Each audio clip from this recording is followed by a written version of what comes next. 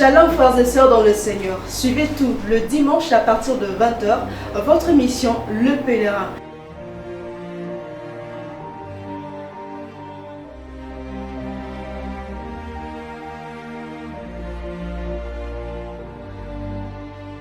Le Pèlerin est une émission qui a pour objectif d'éclairer l'opinion sur les Écritures saintes et de passer des moments forts d'adoration et des louanges. Une émission présentée par Ornella Denimi et suivez-nous tout le lundi en différé sur votre chaîne Centrale Télévision. Que Dieu vous bénisse. Bonsoir fidèles téléspectateurs de la Centrale Télévision, bienvenue dans votre émission que vous aimez tous, Le Pèlerin, une émission qui vous ouvre la porte vers le paradis. Mesdames et messieurs, comme vous le savez, avant de démarrer cette émission, je vous propose de suivre une très belle chanson de Clover, je ne suis pas esclave de la peur, afin que vous puissiez quand même...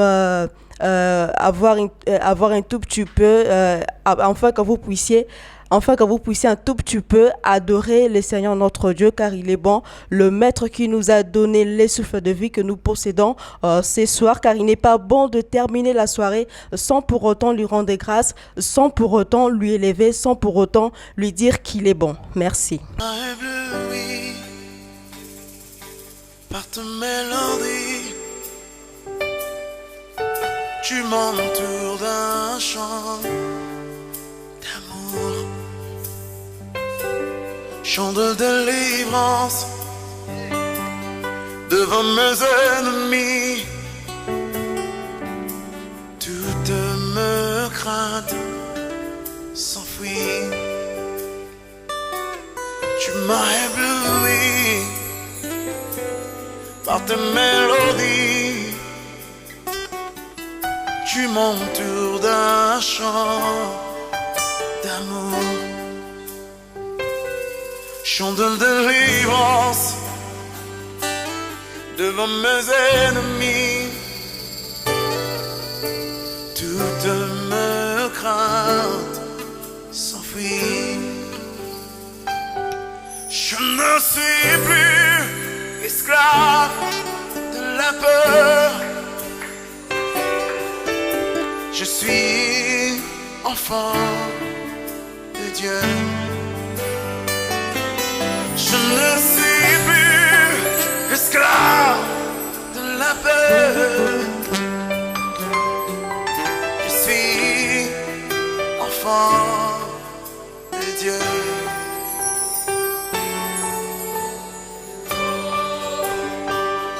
Enfant de Dieu.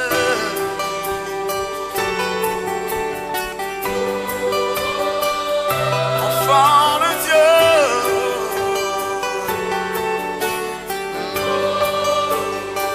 je suis enfant de Dieu.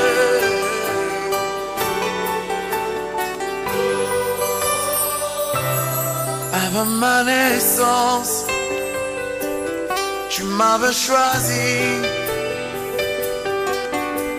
appelé par mon nom. Tu m'as adopté, je suis de ta famille. Ton sang coule dans mes veines. Je ne suis plus esclave de la peur. Je suis enfant de Dieu, alléluia. Je suis enfant de Dieu.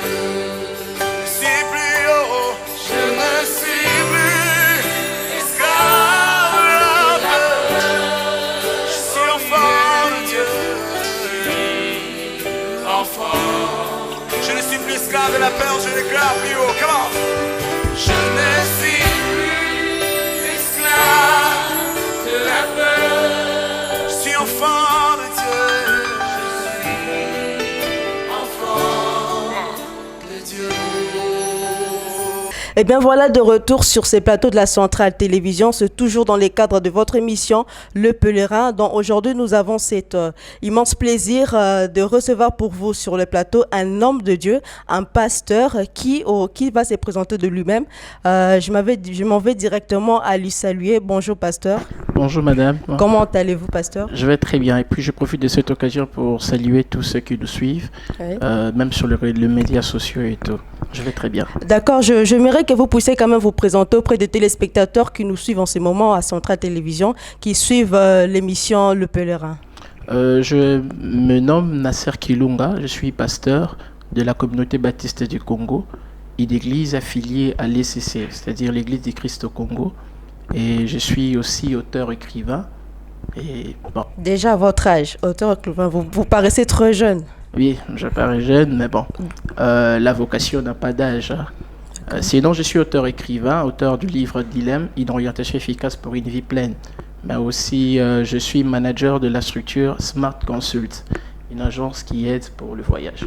Voilà, j'espère que ce soir, nous serons totalement bénis de la part de l'homme de Dieu, le pasteur Nasser, qui va nous enseigner. Fidèles téléspectateurs, aujourd'hui, nous allons parler d'un sujet qui pose beaucoup de questions. Nous allons parler du péché. C'est avec ce thème que nous allons nous entretenir avec le pasteur Nasser. Je ne sais pas si je prononce bien votre nom. Vous avez un tout petit peu un nom très compliqué là. Avec le pasteur Nasser qui va nous parler qui va nous parler de la part de Dieu et il va nous enseigner et je pense que nous serons totalement bénis et les péchés en même temps sera brisé dans notre vie. Amen. Amen. Alors, pasteur, nous commençons déjà notre sujet. Nous ne pouvons pas commencer les sujets sans pour autant que vous puissiez nous dire d'abord ce que c'est que le péché. Commencez d'abord à donner aux fidèles téléspectateurs une définition en fait concrète du péché, afin qu'ils puissent savoir ou connaître qu'est-ce qui est réellement le péché. Merci beaucoup pour la question. Le mot péché peut être défini sous deux dimensions. La première dimension, c'est que le péché, c'est d'abord la transgression de la loi, c'est-à-dire vous êtes en train d'abolir la loi, vous n'accomplissez pas la loi, alors vous avez commis un péché. La deuxième dimension du mot péché, c'est les mots qui expliqueraient que le péché, c'est aussi la rébellion contre Dieu, c'est-à-dire le fait de se rébeller contre la volonté de Dieu, vous avez commis un péché. Pour cela, j'aimerais vous proposer un texte biblique. D'accord, pas de celui problème. de 1 Jean chapitre 3, le verset 4e. La Bible dit ceci: quiconque pêche transgresse la loi. Okay. Et les péchés et la transgression de la loi. Quand on parle de la transgression, on parle qu'est-ce qu'on peut dire par là? En d'autres termes, pour que le fidèle téléspectateur puisse au moins comprendre la transgression de la loi, c'est-à-dire il y a une loi qui a été mise et lorsqu'on vous dit que vous l'avez transgressée, c'est-à-dire vous l'avez abolie, vous l'avez pas respectée, vous l'avez pas honorée, c'est alors que vous avez commis un péché. Mais déjà dans l'origine, les péchés commencent par la rébellion. Hein, ça commence se rebeller contre Dieu, contre voilà. La loi divine. Effectivement. Voilà. C'est ça un tout petit peu la définition du péché. C'est des manières les plus pratiques, et compréhensibles. Effectivement. Voilà. Alors, le pasteur Nasser, vous avez quand même défini le péché. Vous avez dit c'est que le péché. Je pense que le fidèle téléspectateur a compris un tout petit peu sur la notion du péché. Alors, je m'en vais directement vous poser une deuxième question. D'où provient réellement le péché? Alors, c'est une question très importante parce que beaucoup de gens se disent du fait que je suis humain et que je n'ai pas commis de péché, je ne peux pas, personnellement, moi, je n'appartiens pas à cette histoire d'Adam et Ève, je n'ai pas droit de dire que j'ai commis un péché. Or, la Bible est en train de nous parler du péché en termes d'origine, c'est que le péché tire son origine du diable, Lucifer. Du diable. Au départ, il s'appelait Lucifer avant de s'appeler Satan, diable et tous les noms qu'on lui donne. C'est-à-dire Lucifer, c'est par lui que le péché est venu. Pourquoi? C'est un ange qui était élevé en dignité, élevé en honneur, en grandeur. Et cet ange attirait les regards des plusieurs, déjà au sein de la divinité, au sein de Dieu, de la famille de Dieu. Alors cet ange a commencé à envier les trônes de Dieu, à pouvoir commencer à apprécier la gloire. Donc tout a commencé là-haut. Tout a commencé là-haut. Donc c'est le diable qui a commencé. Au départ, c'est lui qui a commencé par s'est rébellé contre Dieu, et c'est à cause de sa rébellion que le péché est venu. C'est lui qu'on appelle l'ange de lumière, qu'on appelait autrefois. C'est ça Lucifer. Lucifer qui veut dire l'ange de lumière. Et après, ça devient Satan, ça devient diable, ça devient autre chose. Et comment c'est arrivé ici sur Terre? Alors, Parce que le péché a commencé là-haut. oui. Et du coup, nous avons vu que le péché nous a rejoints. Pourquoi? Alors, Comment? j'avais commencé par dire que c'est venu du diable, c'est-à-dire du Lucifer. C'est lui qui a commencé par pécher. En péchant, le Seigneur l'avait chassé de sa présence. En le chançant, le diable s'est retrouvé loin de la présence de Dieu. Et c'est même ça le but du péché. Quand tu pêches, tu te sépares de Dieu. Tu te sépares de la présence et de la volonté même de Dieu. Ok. C'est ce qui est arrivé à Lucifer. Et quand il s'est séparé de Dieu, eh ben, il voit Dieu en parfaite harmonie avec l'homme. L'homme qu'on appelle Adam. En hébreu, qui veut dire, c'est le mot ish, qui veut dire homme. Et l'homme Adam, qui bénéficiait de l'amour de Dieu, de la présence de Dieu, cet homme-là se vit dans un bien-être profond avec Dieu. Et c'est là où maintenant le diable va venir par Ève, la femme, Isha en hébreu, et il va l'influencer.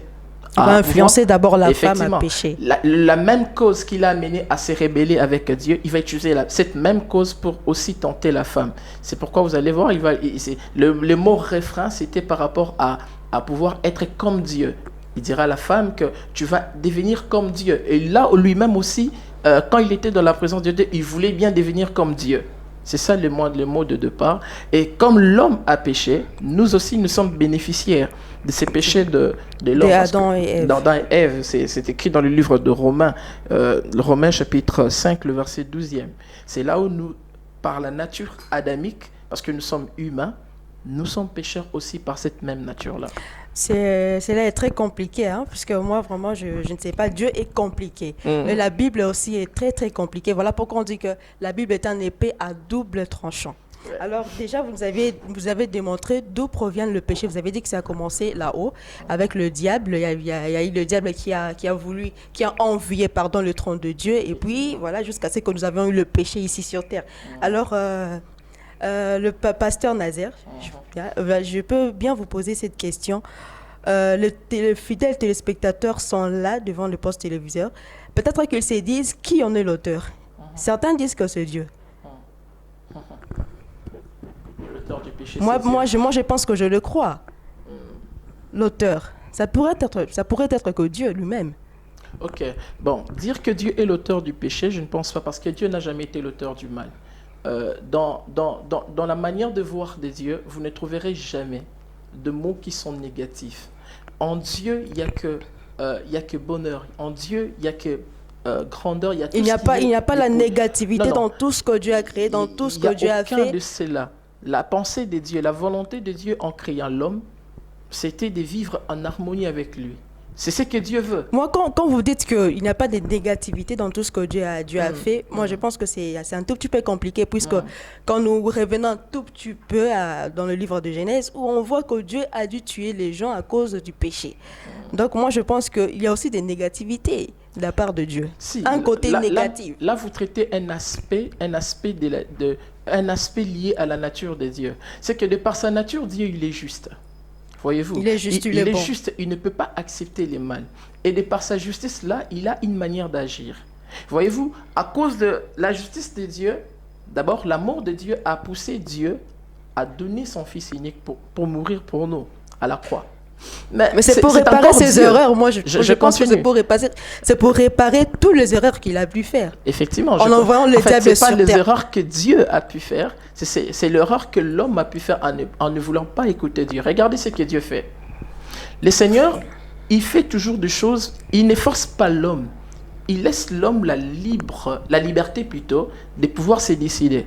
C'est à l'homme de prendre des décisions. Il dit, je mets devant toi deux chemins, la vie et la mort. Tu choisis laquelle tu veux suivre. Mais il te propose le chemin à prendre. Parce que dans la pensée de Dieu, il veut que tu puisses choisir le bien. Parce que c'est là où il te veut normalement. Voyez-vous. Maintenant, l'homme tellement que... Bon, ça, nous sommes déjà... là, nous voyons déjà l'homme qui est perdu. Mais dès le départ, non, je reviens sur cette question vraiment basique. Dieu n'est pas l'auteur du mal. Il n'est pas l'auteur du mal. Il est l'auteur du bien. Le mal est venu par les diables. J'aimerais un tout petit peu dire ceci. Dans le jardin d'Éden, quand Dieu a créé Adam, et quand il a fini, il a tiré de ses côtes et puis il a fait Ève. Ouais. Et nous remarquons que Dieu a interdit à Adam, premièrement. Il a dit, cet arbre, vous en mangerez de tous les arbres du fruit, mais sauf le fruit des arbres du bien et du mal. Bon, là déjà, il y a un interdit.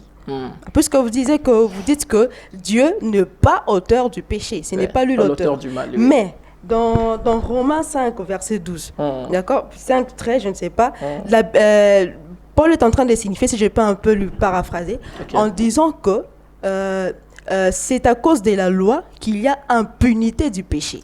Donc, si j'aimerais bien comprendre, c'est à cause de la loi que Dieu a mis, l'interdit que Dieu a donné, ou soit l'interdit que Dieu a donné à Adam et Ève, c'est ce qui a fait que cet interdit puisse attirer les péchés. Donc, s'il n'y avait pas l'interdit, le péché aussi n'allait pas entrer dans la vie de l'homme. Donc, le péché est entré suite à l'interdit. Donc, c'est Dieu lui-même.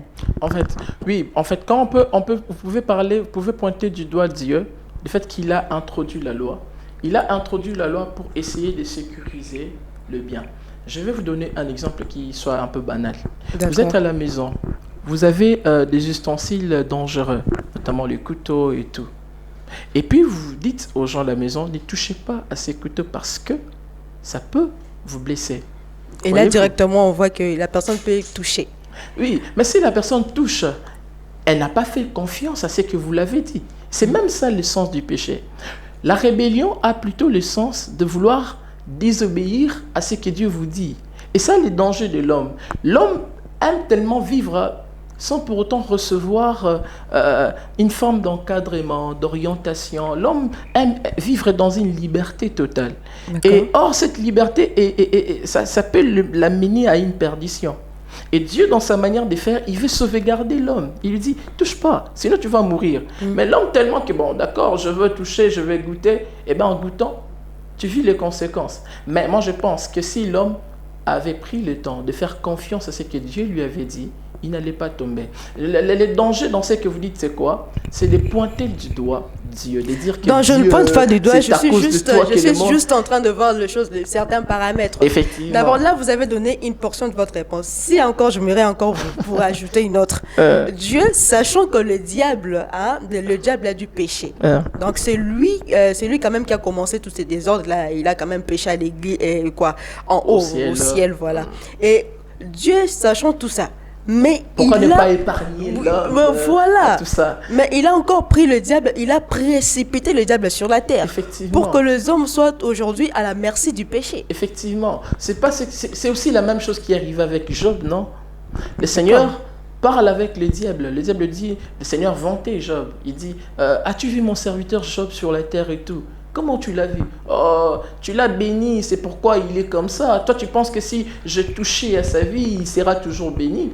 Non, regardez, ce que Dieu veut, c'est quoi? Ce que Dieu veut pour l'homme, c'est que l'homme lui fasse confiance. C'est ça le problème avec le péché. Tellement l'homme ne sait pas faire confiance à Dieu. Maman, il est très important de croire à Dieu, même les yeux fermés. Tu n'as pas besoin de pouvoir écouter ailleurs, à gauche, non. Tu fais confiance à Dieu et tu t'arrêtes là. Mais tellement que nous voulons d'autres expériences. C'est même ça le but du péché. Vous voyez le monde aujourd'hui, on connaît l'homosexualité. Pourquoi? Parce que l'homme veut découvrir toujours, il veut toujours explorer, il veut aller loin. Mais c'est suite à l'interdit. Oui, mais la confiance, c'est ça la base. D'accord, la confiance. La confiance à Dieu, c'est ça la base. Amis fidèles téléspectateurs de la Centrale Télévision, vous êtes en train de suivre votre émission Le Pèlerin. Vous pouvez nous écrire au numéro qui est situé au bas de votre écran, c'est les 082 42 26 224. Vous pouvez nous écrire et nous envoyer vos suggestions, ça sera mieux.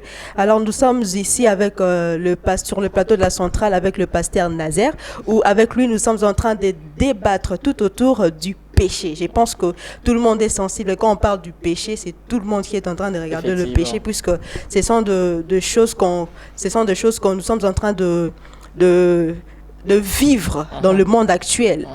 Oui. Alors, pasteur Nazaire, vous nous avez dit que, selon vous, que Dieu n'est pas auteur du péché. Oui, selon moi et selon la Bible. Selon la Bible. Et selon la Bible, que Dieu n'est pas auteur du péché. Là, je pense que les téléspectateurs sont d'accord avec vous et vous êtes d'accord. Votre conscience est au moins tranquille que Dieu n'est pas... Totalement tranquille. Totalement tranquille, d'accord. Alors, pasteur Nazaire, quels sont les péchés capitaux? Ok. Déjà, la notion de péchés capitaux, on appelle ça les 7 péchés capitaux. D'accord. C'est une notion qui, je dirais, bon, si la question est biblique, je dirais oui, c'est biblique, et puis je dirais non, c'est pas biblique. Oui, c'est biblique parce qu'on peut trouver dans la Bible 7 péchés capitaux, cités dans le livre des Proverbes. Mais dire que c'est comme ça, comme cela est interprété par l'Église catholique, je ne pense pas trop bien. Parce que les péchés capitaux, comme l'Église est en train de le situer, il parle de l'envie, il parle du mensonge et de tout. Je pourrais mieux vous donner D'accord, ça sera d'ailleurs une très bonne chose. Oui. Ça va nous aider. Excusez-moi. Ouais, amis fidèles téléspectateurs de la Centrale Télévision, vous qui nous avez suivis en cours de votre édition, je vous rappelle que c'est votre émission Le Pèlerin, où à travers cette émission, nous sommes en train de parler du péché. Et j'ai pu inviter pour vous sur le plateau le pasteur Nazaire de l'église Sébéco. Et c'est avec lui, je pense que Dieu va nous parler et nous serons totalement bénis. Et j'espère que le péché sera anéanti. Nous ne serons plus esclaves du péché. Voilà. Je pense que le pasteur, vous avez trouvé... Effectivement. Voilà. Alors, je disais que le concept de 7 péchés capitaux, c'est un concept qui est venu par l'Église catholique, par le pape Grégoire le Grand. Et Grégoire le Grand qui l'officialise au VIe siècle. Il cite le 7 péchés, il dit l'orgueil, l'envie, la gloutonnerie, la luxure, la colère, la cupidité et la paresse. La paresse aussi, c'est un péché. Oui. Là, c'est l'Église catholique qui a placé ces 7 péchés capitaux. Mais dans la Bible, dans le livre de Proverbes, chapitre 6, le verset 16e au 19e verset, on nous dit qu'il y a 6 choses que l'Éternel déteste. Et même 7 dont il a horreur. Les yeux hautains, la langue menteuse, les mains qui versent le sang innocent, le cœur qui médite des projets injustes, le pied qui se dépêche de courir au mal, le faux témoin qui dit des mensonges et celui qui provoque des conflits entre frères. Ce sont là les 7 péchés capitaux cités dans les livres de Proverbes et tout. Alors, ces capitaux, oui, le Seigneur en a marre, plutôt en a mal de le voir. Il ne l'apprécie pas, il ne le valide pas. Mais dans l'idée de l'Église catholique, quand il parle de 7 péchés capitaux, je l'ai cité ici, il essaie un peu d'en dire selon lui, selon la compréhension plutôt de l'Église catholique. Mais selon la compréhension biblique, quand il parle de 7 péchés capitaux, ce sont des péchés que je viens de vous citer tantôt. Ce sont les différents péchés. Vous avez dit que c'est l'orgueil. Selon Proverbe, c'est les yeux hautains. Les yeux hautains, si vous voulez un peu expliquer aux téléspectateurs l'orgueil, le fait de s'élever et tout. La langue menteuse. Donc, la langue menteuse, c'est un péché. Le mensonge. Le main qui verse le sang, c'est... Le main qui verse le sang, c'est un péché. Le meurtre, oui. D'ailleurs, déjà, là, on voit les criminels, on voit le meurtre, voilà. Le cœur qui médite de projets injustes, quelqu'un qui vit dans les injustices et tout ça. Et puis, les pieds qui se dépêchent de courir au mal, les hommes qui font les autres du mal, qui réfléchissent à faire les autres du mal. Tout ça, ce sont des péchés que la Bible est en train de parler. D'accord, là, ce sont le péché capitaux. Mais oui. Vous ne nous avez pas parlé de tatouage. Donc, cela veut dire que, vu que vous aviez cité ces 7 péchés capitaux, donc un chrétien peut se tatouer, peut se faire de tatouages ou soit des motifs chrétiens parce que ce n'est pas un péché. Ok, c'est très compliqué déjà ce sujet des tatouages. Du moment où déjà la Bible, quand il en parle dans l'Ancien Testament, il en défend. La Bible défend vraiment de pouvoir... ces tatouages, je pouvais vous amener à lire la parole de Dieu. D'accord. Excusez-moi. Amis fidèles téléspectateurs de la Centrale Télévision, je vous rappelle que c'est votre mission, Le Pèlerin.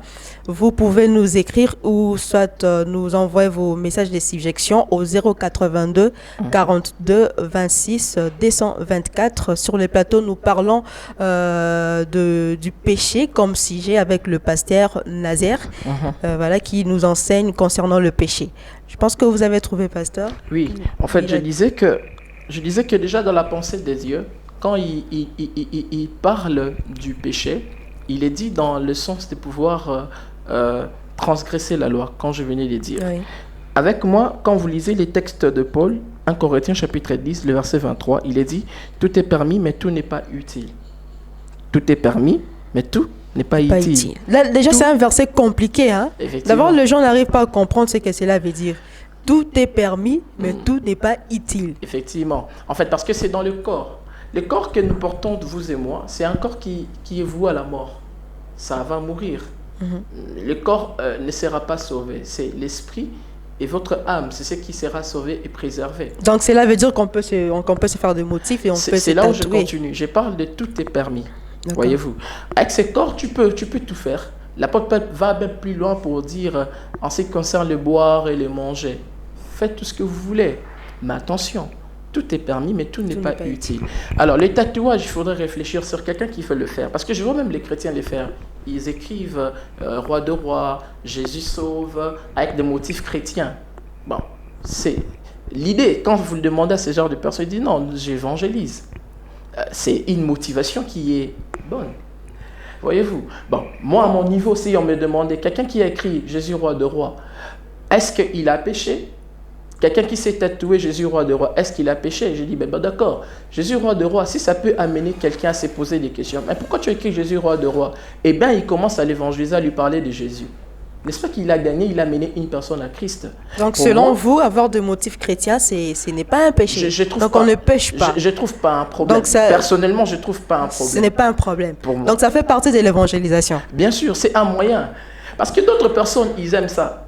Si peut-être une personne aime le tatouage, et il se sent bien quand une personne le met, et il trouve quelqu'un mettre un motif chrétien où on a écrit Jésus roi de roi, pensez-vous pas qu'il serait plus encouragé à connaître plus sur Jésus? Voyez-vous. Donc moi je crois qu'à la limite, ce n'est pas... Et puis, les problèmes avec le péché, c'est quoi? Il y a 3 dimensions pour comprendre est-ce c'est là un péché ou pas. Quelle est la conviction personnelle? D'accord. Premièrement, on doit d'abord voir la conviction. Cette conviction de foi en toi. Est-ce que tu es convaincu que c'est bien ce que tu fais?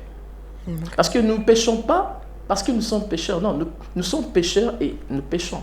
C'est ça la conséquence. On est pécheur et on produit les péchés et non le contraire. D'accord. Alors, pasteur Nazaire, puisque nous avons parlé de tatouage comme motif, et qu'est-ce que la Bible dit concernant certains péchés, concernant la pornographie, concernant la masturbation, concernant aujourd'hui l'homosexualité, concernant aussi l'esprit de, je ne sais pas moi, le lesbianisme, si je pourrais bien le dire, qui bat son record actuellement, et qu'on voit que cet esprit s'est beaucoup plus répandu, où aujourd'hui on a certains pays qui ont accepté même le mariage homosexuel, où on voit que des hommes se marient et les femmes se marient. Que dit concrètement la Bible? Et même les églises aussi bénir ce mariage-là. Que dit la Bible? En fait, déjà, je commence par l'homosexualité parce que c'est beaucoup. Déjà, la Bible, il y a beaucoup de passages qui sont contre l'homosexualité. Je tiens à préciser ici que je ne suis pas en train de fustiger la communauté LGTB, les homosexuels. Là, non, nous ne sommes pas en train de le fustiger, mais nous sommes en train de donner... Il y a même une communauté concernant l'homosexualité. Les homosexuels, non. Donc, je n'aimerais pas ici le fustiger. J'aimerais ici donner un avis biblique. Oui, vous parlez que de la vérité, vous parlez que de ce que dit la Bible. Sans le fustiger, je ne suis pas contre eux. La Bible donne tellement de versets contre l'homosexualité, notamment Genèse chapitre 19, le verset 1er au 13e verset, Lévitique chapitre 18, le verset 22, Romains chapitre 1, le verset 26 au 27e, et puis 1 Corinthiens chapitre 6, verset 9. Déjà dans tous ces versets, quand vous lisez les livres de Romains, vous allez comprendre que l'homme, dans sa manière de faire, a changé l'ordre établi par Dieu. Normalement, la sexualité, madame, c'est quelque chose qui doit se faire entre deux sexes qui sont opposés. Déjà, le mot qu'on parle homosexuel, le mot est composé de deux. Homo, qui veut dire identique, sexuel, on parle de sexe. C'est-à-dire, coucher avec une personne qui est d'un sexe pareil à toi, c'est très compliqué. C'est déjà être dans ce qu'on appelle... vous dénaturez l'ordre des choses. Et ce n'est pas bien selon Dieu. Pourquoi? Parce que vous avez pris un usage autre selon la volonté de Dieu. L'homosexualité, personne ne te dira que je suis non homosexuel. On le devient par une influence quelconque. On le devient à cause du péché. Voyez-vous, la pensée de Dieu, quand il a créé l'homme, il a voulu que l'homme puisse être le partenaire de la femme. Et non pas le mais des fois, il y a certains qui se disent que moi, avec le femme, j'étais beaucoup plus dessus. Alors, je n'ai pas aimé un sexe, mais j'ai aimé une personne. C'est fort. Oui. Tu as été déçu par une femme, j'ai aimé. Tu n'as pas aimé le sexe, mais tu aimes une personne. Une personne, voilà. C'est possible. L'autre femme aussi, c'est une personne. C'est pas seulement le bonheur ne se trouve pas dans l'autre homme, non. l'autre femme aussi se trouve une bonne personne. Regardez, les dangers aujourd'hui, c'est quoi? Les jeunes gens, quand ils sont dessus, ils ne comprennent pas que l'amour se remplace toujours par un amour. Quand tu perds un amour, ne te dérange pas, il y a un temps, tu trouveras un amour. Mais quand tu es pressé de rechercher un bonheur qui est, pour moi, un faux bonheur, un pseudo-bonheur, un bonheur qui est dans tes illusions, c'est alors que tu vas commencer à rencontrer des pratiques et tout, et tu vas te dénaturer pour rien. La base serait de pouvoir vivre dans l'amour et dans la confiance, et faire confiance à une personne d'un sexe opposé. Maman, il n'y a pas de relation entre femmes, il n'y a pas de relation entre hommes. C'est diabolique, ces choses n'existaient pas. Mais même les églises le prouvent. Oui, je vais arriver. L'église est contrainte aujourd'hui par beaucoup de difficultés. La politique est là. Aujourd'hui, vous savez, pourquoi est-ce que je commençais par dire que je ne cherche pas à fustiger la communauté LGTB? Nous sommes au Congo. Ces discours ici, ça passera. Mais si on est en Europe, cette émission, on n'allait pas la finir. C'est en le faisant, les policiers vont nous arrêter et on fera 6 mois et puis on va payer les amendes. Pourquoi? Parce que pour eux, on a fustigé les homosexuels.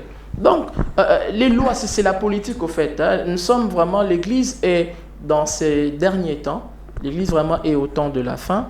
Il y a tellement de choses qui arrivent et ça annonce les retours de Jésus. C'est pourquoi l'Église doit se préparer. Toutes ces choses, quand ça arrive, comprenons bien que le Seigneur arrive bientôt. Le Seigneur arrive bientôt. Oui, le lesbianisme, l'homosexualité et tout ne sont pas des péchés. Je reviens sur on le retrouve beaucoup plus chez les jeunes. Ça, c'est, je ne sais pas comment vous pouvez l'expliquer. L'homosexualité, la masturbation, c'est beaucoup plus sur les jeunes. Pourquoi? Oui, parce que déjà, les jeunes, vous voyez, nous travaillons dans un monde de compétition. Un monde où tout ce que tu fais, on va te mesurer selon l'autre. Par exemple, vous êtes journaliste, non?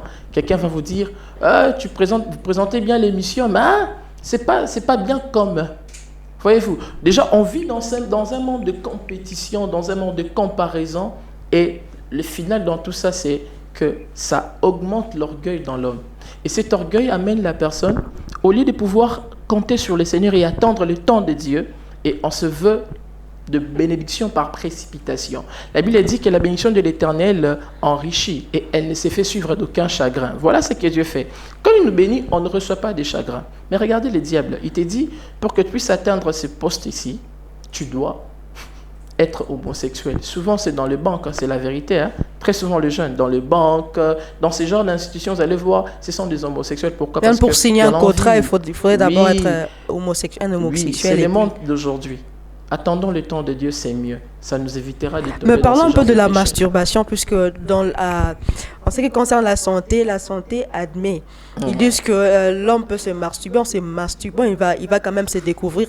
Il va découvrir ses failles, il va découvrir s'il a, comment on appelle, l'éjaculation précoce, pour que puisse se traiter. Moi, je pense que la santé déjà, la santé nous dit que la masturbation est bonne. Donc, il faut le faire.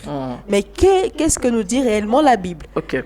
Déjà dans la Bible, dans toute la Bible, vous commencerez de Genèse jusqu'à l'Apocalypse, vous ne trouverez aucun verset qui parle de la masturbation. Je dis aucun verset.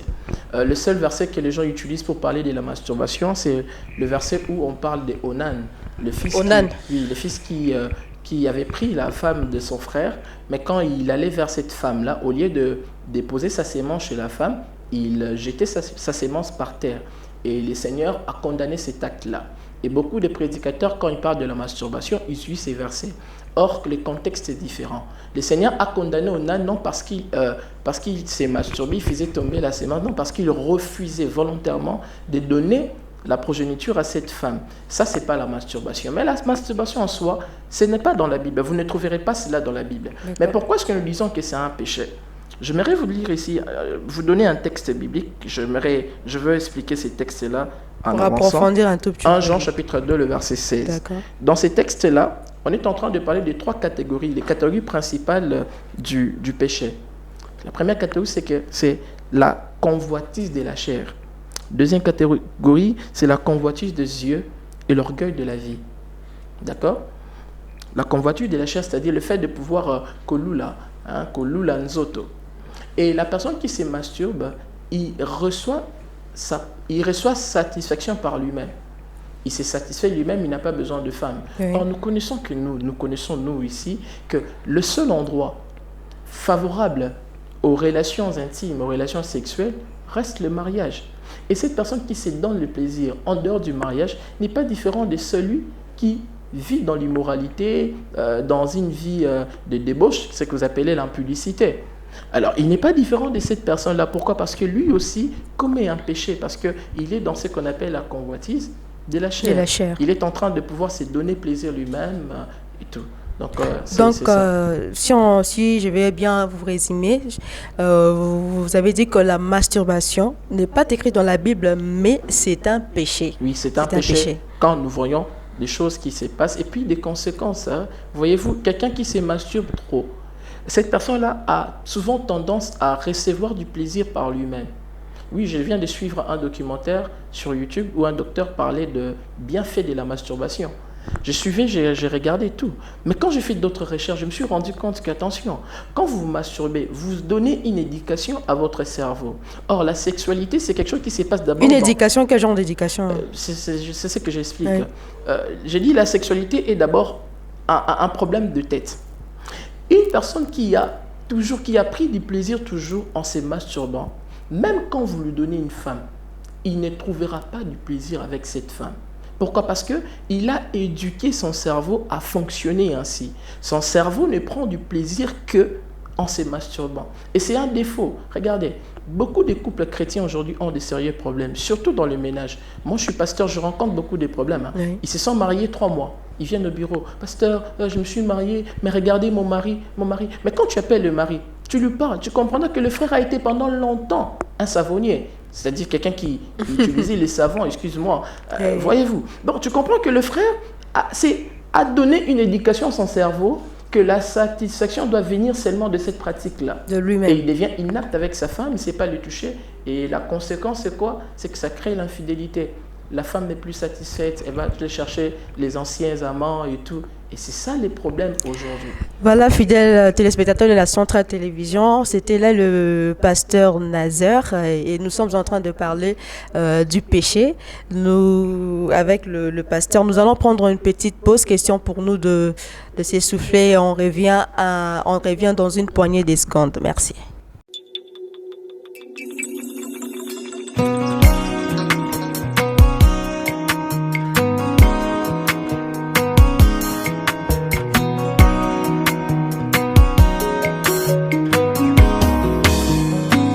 Etumbu ekwei Yesu afuti nyongo Ngala zaona mpunda Ayo kimongongo Yesu alobi bima Atoko mikopola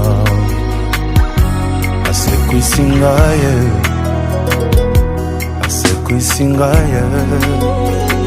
Nasila kelikia Yeso boyi kotika Maladi ya kinzoto Yeso boyi kotika Nabunga kitinzela Yeso boyi kotika Moninga malamwe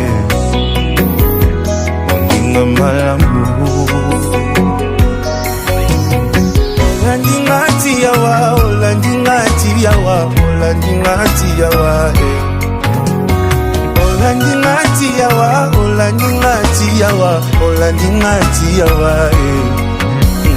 Molingo nde kumbio epa ya moto pamba, olandingati yawa, Zina katia koma, obimelinga na ndoto.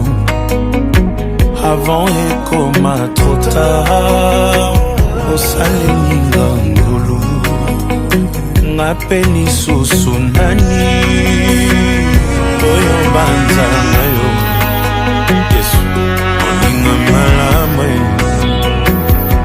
Oninga malamu Na vinanga ya mabe Nakatela maketumbwe Basimbaki mabanga Nakomaki nasuka okutinga na pasi ozwi défense na ngai moninga malamu moninga malamu olandingati yawa olandingati yawa olandingati yawa olandingati yawa olandingati yawa olandingati yawa molingo nde kumbi yo epai ya moto pamba olandingati yawa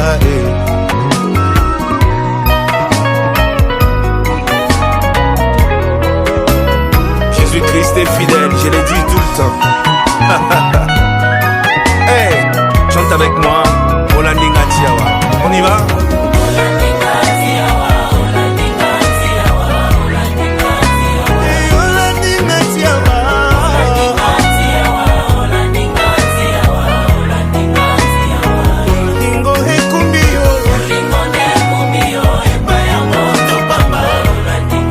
Écoute ça. Oh Jésus, bolingo ekumbi yo epai ya mwasi ya Dubai. Oh Jésus, bolingo ekumbi yo na liboke zangi mwana ye. Olandingati yawe.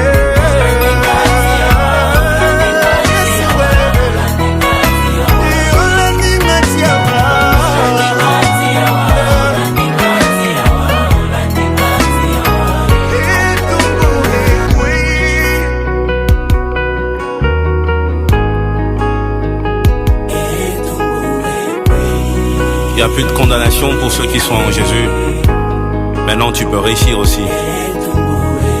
Bima lelo, bima na tongo, nyoso sale simba parce que etumbu. Tu deviens un arbre planté auprès d'un courant d'eau. Tout ce que tu feras réussira au nom de Jésus. Fidèles téléspectateurs, de retour sur ces plateaux de la Centrale Télévision où nous parlons du péché dans votre émission Le Pèlerin avec le pasteur. Le pasteur, déjà, puisque nous sommes en train de chiter vers la fin de notre émission, il y a une question qui nous préoccupe beaucoup. Pourquoi? Parce que on dit que Jésus-Christ a payé les prix pour nos péchés. D'accord? Il est mort à la croix pour que nous ne soyons plus esclaves du péché. Mais pourquoi le Christ s'est donné à la croix pour nous? Pourquoi nous, hommes, sommes-nous encore, jusqu'aujourd'hui, esclaves du péché? Nous vivons encore sous l'influence du péché. Ok. Pourquoi l'homme vit sous l'influence du péché? D'abord, ce que le Christ a fait sur la croix, c'est qu'il nous a libérés de la puissance, de la racine du péché. C'est-à-dire la force qui pousse les gens à pécher. Ça, c'est la base d'abord. Dieu, en mourant à la croix, Christ en mourant à la croix, nous a rachetés et nous ne sommes plus esclaves du péché. Mais cependant, nous voyons que nous confessons, il y a des versets bibliques qui nous encouragent à confesser. La Bible dit, si vous confessez vos péchés, je suis fidèle et juste pour vous le pardonner. Oui. Et ça, on comprend, on s'est dit, mais qu'est-ce qui s'est passé? Mais pourquoi Jésus peut mourir à la croix pour les péchés et on doit continuer à demander pardon pour des péchés que nous commettons tous les jours? Oui, c'est là où il y a les problèmes. Parce que nous portons toujours ces corps. Le péché est lié à notre nature, cette nature adamique. Le fait d'avoir ces corps, d'avoir ces yeux, d'avoir cette tête, cette manière de penser, eh ben, il arrivera quelquefois dans ton parcours que tu puisses commencer à trébucher dans ta marche.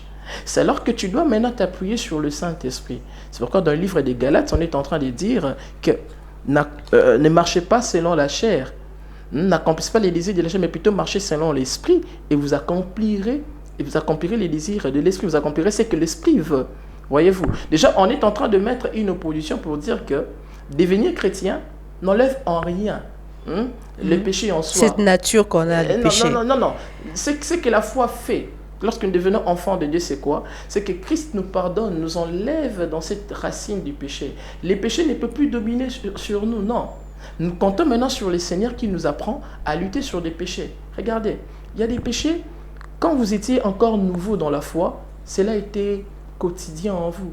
mais plus vous combattez avec Dieu, vous abandonnez. Mais on a l'impression bon oui, il y avait quand j'étais pécheur, j'étais esclave du péché. Mais je reçois les Christ, je suis toujours esclave du péché. Comment ça peut se vous n'êtes comprendre? plus esclave du péché. Normalement, vous n'êtes plus esclave du péché. Vous êtes libéré du péché. Et Dieu, quand il vous regarde, il voit aucun péché. Pourquoi? Car il voit Christ en vous. Or, Christ, c'est la perfection, c'est même la sainteté parfaite et pure. Et Dieu vous voit comme ça. Mais seulement dans votre marche de tous les jours, il arrivera que vous puissiez trébucher. Parce que c'est normal. Vous avez encore ce corps, vous êtes encore sur la terre, l'autre va vous énerver, il va vous dire des choses qui vont vous faire mal et puis vous allez parler. Vous avez péché. D'accord, pasteur, pour aller plus vite, pourquoi la Bible dit que car tous ont péché et sont privés de la gloire de Dieu? Pourquoi est-ce qu'un pécheur doit-il être privé de la gloire de Dieu aussi longtemps que le Christ est mort pour nous? C'est simple, parce que le péché n'est pas dans la nature de Dieu. Celui qui pêche vit loin de la nature de Dieu, vit loin de la présence de Dieu. L'exemple basique, c'est avec les diables, non?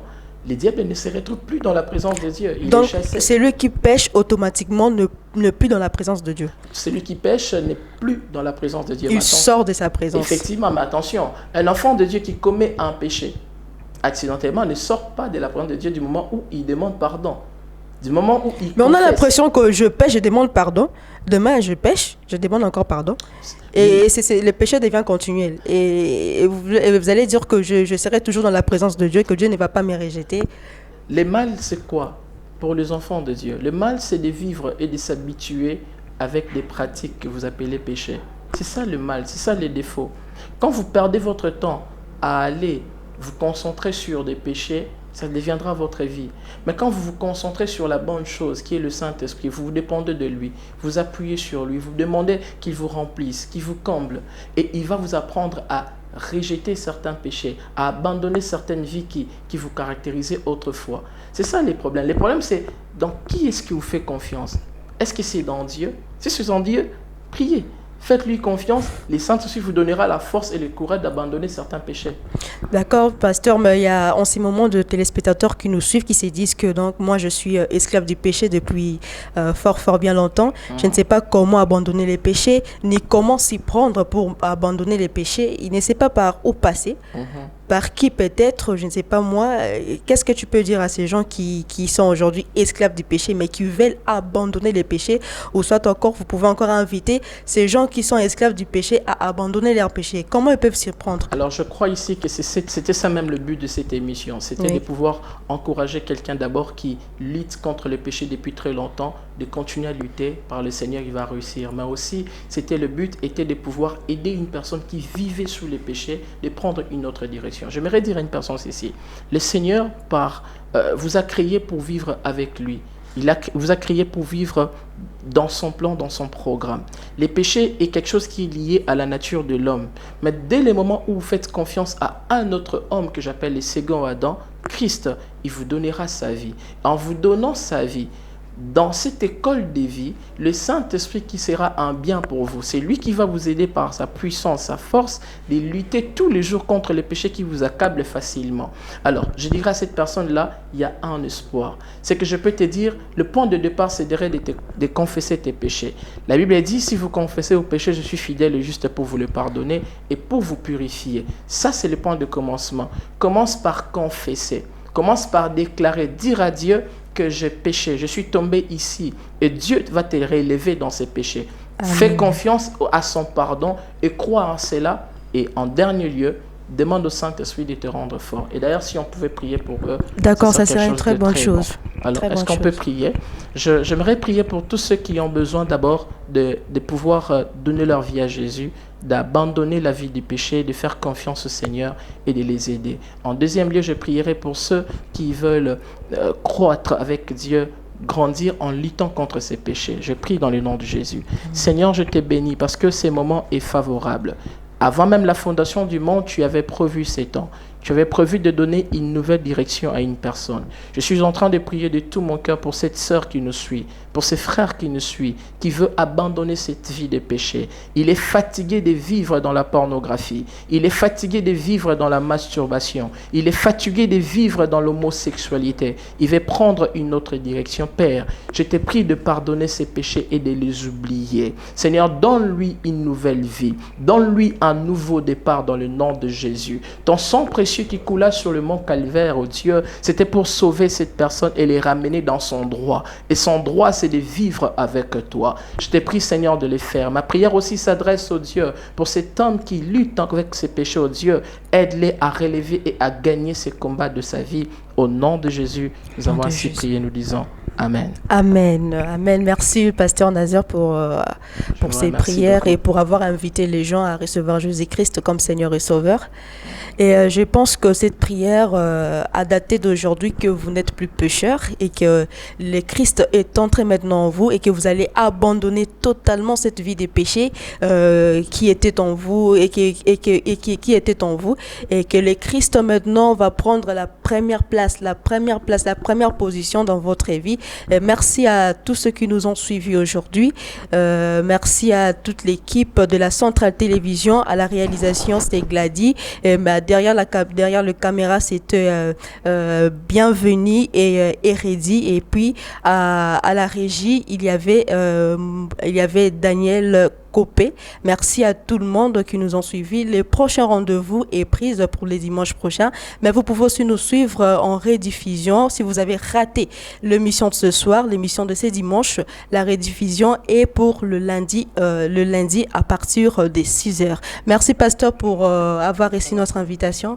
Que Dieu vous bénisse abondamment et que Dieu vous bénisse à vous aussi, fidèles téléspectateurs de la Centrale Télévision, et les programmes de la Centrale Télévision. Soyez toujours branchés et bonne continuité des programmes sur la Centrale Télévision. Que Dieu vous bénisse abondamment.